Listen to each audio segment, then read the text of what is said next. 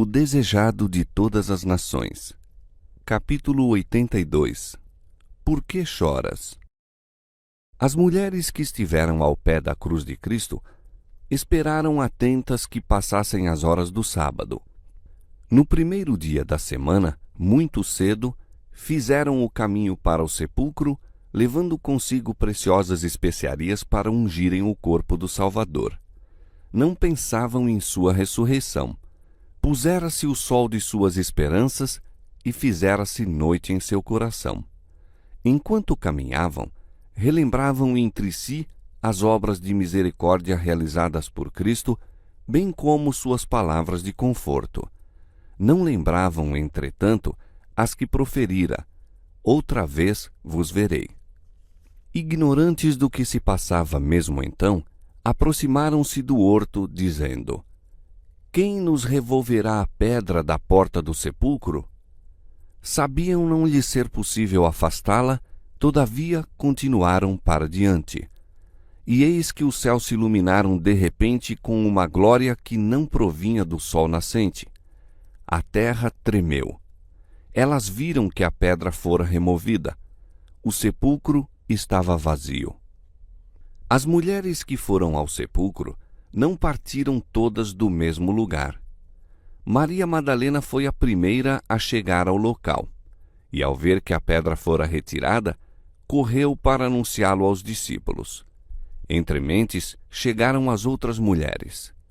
Havia uma luz em volta do sepulcro, mas o corpo de Jesus não se achava ali. Enquanto andavam em torno, viram de repente não se encontrarem sós. Um jovem de vestes brilhantes estava sentado junto ao túmulo. Era o anjo que rolara a pedra. Tomara a forma humana a fim de não atemorizar essas discípulas de Jesus. Todavia, brilhava-lhe ainda em torno a glória celestial, e as mulheres temeram. Voltaram-se para fugir, mas as palavras do anjo lhes detiveram os passos. Não tenhais medo, disse ele, pois eu sei que buscais a Jesus, que foi crucificado. Ele não está aqui, porque já ressuscitou, como havia dito. Vinde, vede o lugar em que o Senhor jazia. Ide, pois, imediatamente, e dizei aos discípulos que já ressuscitou dos mortos. De novo olharam elas para o sepulcro e tornaram a ouvir as maravilhosas novas. Outro anjo, em forma humana, ali está e diz: por que buscais o vivente entre os mortos? Não está aqui, mas ressuscitou. Lembrai-vos como vos falou, estando ainda na Galiléia, dizendo: convém que o Filho do Homem seja entregue nas mãos dos homens pecadores e seja crucificado, e ao terceiro dia ressuscite. Ressuscitou! Ressuscitou! As mulheres repetem e tornam a repetir as palavras. Não há, pois, necessidade de especiarias para a unção. O Salvador está vivo e não morto. Recordaram-se então de que, falando em sua morte, ele dissera que ressurgiria. Que dia é este para o mundo? Pressurosas afastam-se as mulheres do sepulcro e, com temor e grande alegria, correram a anunciá-lo aos seus discípulos. Maria não ouvira as boas novas. Foi ter com Pedro e João, levando a dolorosa mensagem. Levaram o Senhor do sepulcro e não sabemos onde o puseram. Os discípulos correram para o túmulo e acharam ser como Maria dissera. Viram o sudário e o lenço, mas não acharam o Senhor. Havia, no entanto, mesmo ali o testemunho de sua ressurreição.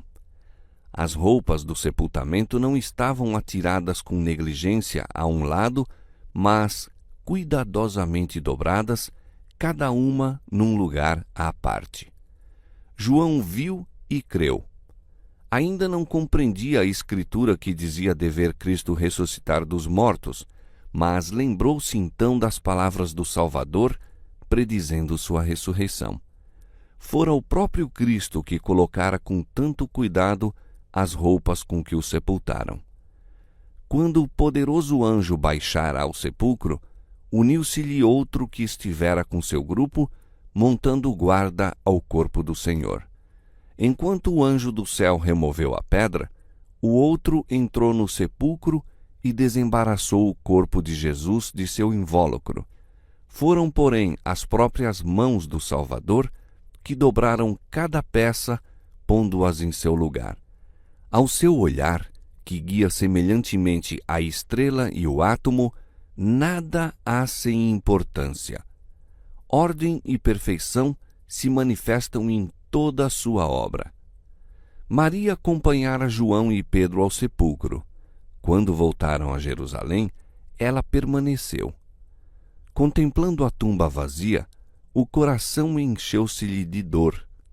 Olhando para dentro, viu os 2 anjos, um à cabeceira, outro aos pés do lugar em que Jesus jazera. Mulher, por que choras? Perguntaram-lhe. Porque levaram o meu Senhor, disse ela, e não sei onde o puseram. Então ela se voltou para se afastar, mesmo dos anjos, pensando em encontrar alguém que lhe dissesse o que fora feito com o corpo de Jesus. Outra voz a ela se dirigiu. Mulher, por que choras? Quem buscas? Através das lágrimas que lhe empanavam os olhos, Maria viu a figura de um homem e, pensando que fosse o hortelão, disse: Senhor, se tu o levaste, dize-me onde o puseste e eu o levarei. Se o sepulcro desse rico era julgado um lugar de sepultamento demasiado honroso para Jesus, ela própria proveria um local para ele. Havia um sepulcro que a voz do próprio Jesus deixara vago, aquele em que Lázaro jazera. Não poderia ela achar ali uma sepultura para seu Senhor? Sentiu que cuidar desse precioso corpo crucificado ser-lhe-ia uma grande consolação em sua mágoa. Mas então, em sua voz familiar, lhe diz Jesus: Maria. Agora sabia que não era um estranho que se dirigia a ela e, voltando-se, viu diante de si o Cristo vivo. Em sua alegria, esqueceu que ele fora crucificado. Saltando para ele como para abraçar-lhe os pés, disse ela: Rabone. Cristo, porém, ergueu a mão, dizendo: Não me detenhas, porque ainda não subi para meu Pai, mas vai para meus irmãos e dize-lhes que eu subo para meu Pai e vosso Pai, meu Deus e vosso Deus. E Maria pôs-se a caminho para ir ter com os discípulos com a jubilosa mensagem. Jesus recusou receber a homenagem de seu povo até haver obtido a certeza de estar seu sacrifício aceito pelo Pai. Subiu às cortes celestiais e ouviu do próprio Deus a afirmação de que sua expiação pelos pecados dos homens fora ampla, de que, por meio de seu sangue, todos poderiam obter a vida eterna. O Pai ratificou o concerto feito com Cristo de que receberia os homens arrependidos e obedientes e os amaria mesmo como ama a seu Filho.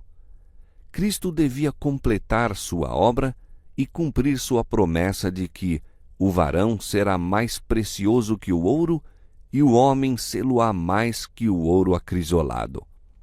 Todo o poder no céu e na terra foi dado ao príncipe da vida e ele voltou para seus seguidores num mundo de pecado, a fim de lhes comunicar seu poder e glória.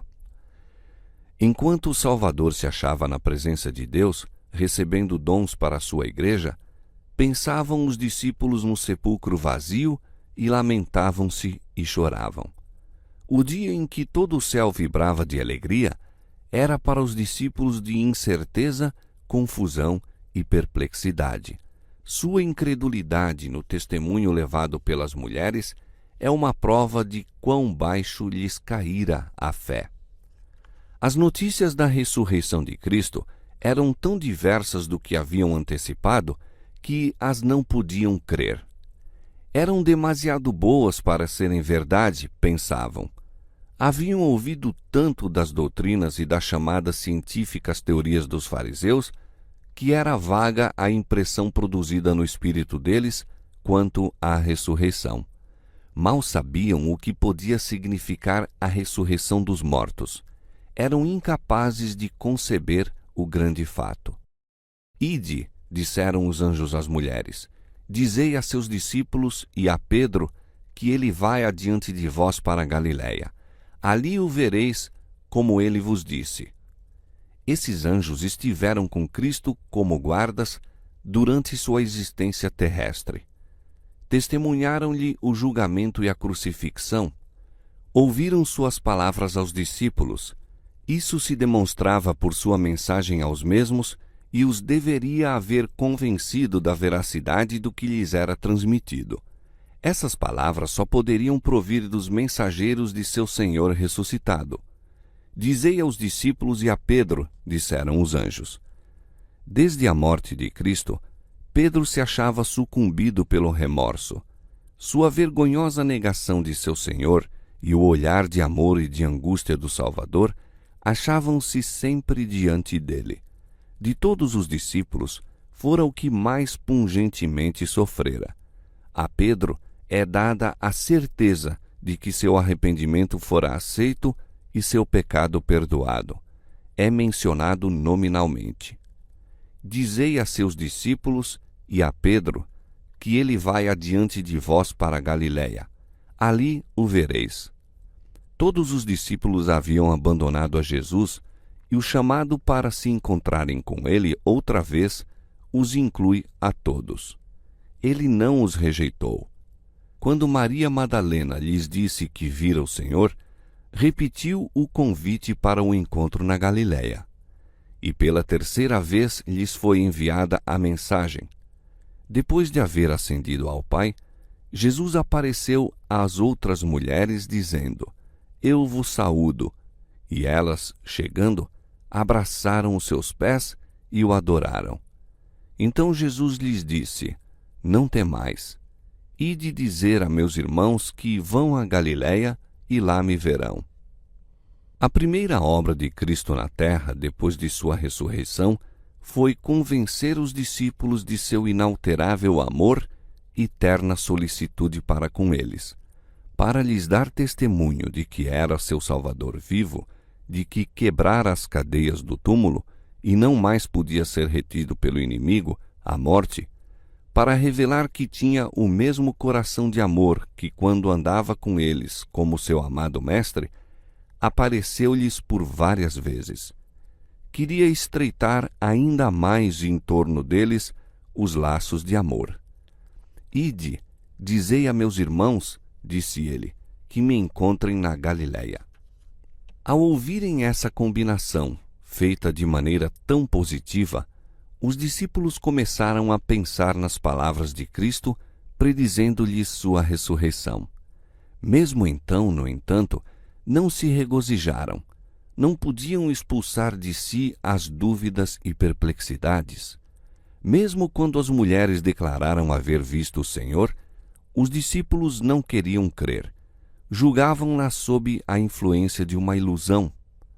Parecia que se acumulava aflição sobre aflição. No sexto dia da semana, tinham presenciado a morte do Mestre. No primeiro dia da semana seguinte, viram-se privados de seu corpo e eram acusados de o haver roubado para enganar o povo. Desesperavam de poder desfazer as falsas impressões que ganhavam terreno contra eles. Temiam a inimizade dos sacerdotes e a ira do povo. Anelavam a presença de Jesus, que os ajudara em toda a perplexidade.